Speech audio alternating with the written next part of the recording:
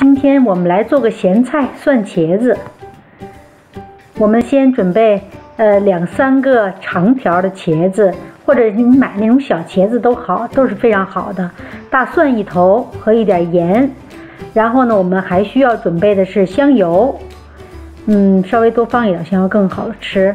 这个香油还有这个1小把香菜。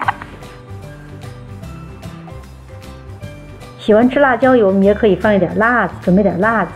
好，我们先把茄子洗一洗。洗完以后呢，我们切食指这么长的这么长的这个段儿，就跟您茶切盒一样那样的段儿。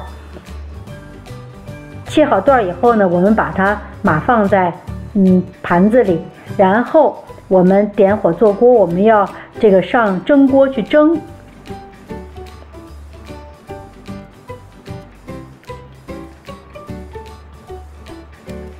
好，然后我们把这个装好的茄子摆在蒸锅当中，点火。开锅以后呢，8分钟或到10分钟，根据您茄子的大小就蒸熟了。蒸熟以后的茄子拿出来，我们把它晾凉，非常软烂，把它晾凉。这时候呢，在茄子晾凉的过程当中，我们就开始剥蒜。把蒜剥好以后，我们可以这个用捣蒜的这个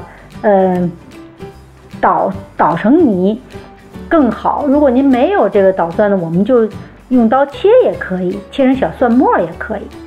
当然这就是需要花费更多一点时间。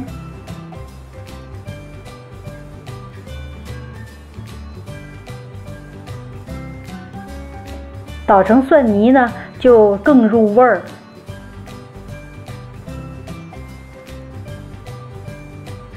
好，下面我们来捣蒜泥。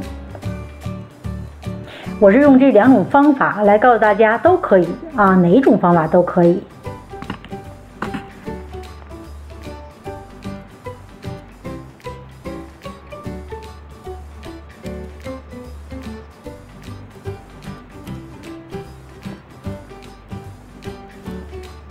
好，然后我们把这个您切好的，或者是您捣成的蒜泥都可以放到碗中，然后加盐、加香油，再加您切好的香菜碎。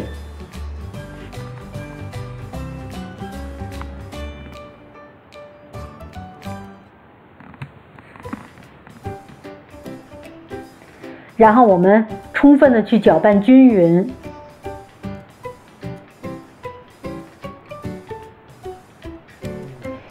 因为是咸菜，我们可以多加一些盐。好了，然后我们把蒸好的茄子用手从中间掰开，连着最底边，把您调制好的这个蒜末、香菜放进去。大家看我这个方法好，我们像这样码放在一个带盖的容器当中，然后我们就可以放进冰箱，可以吃2、3天呢。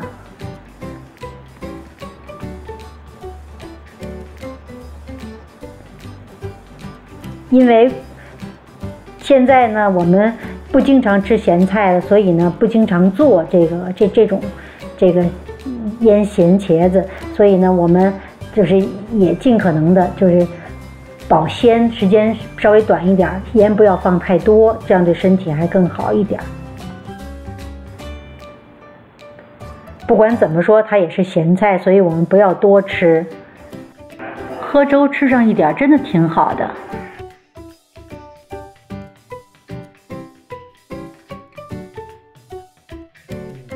好了，如果您喜欢，就可以试一试，味道还是蛮特殊的呢。谢谢收看，我们下次再见。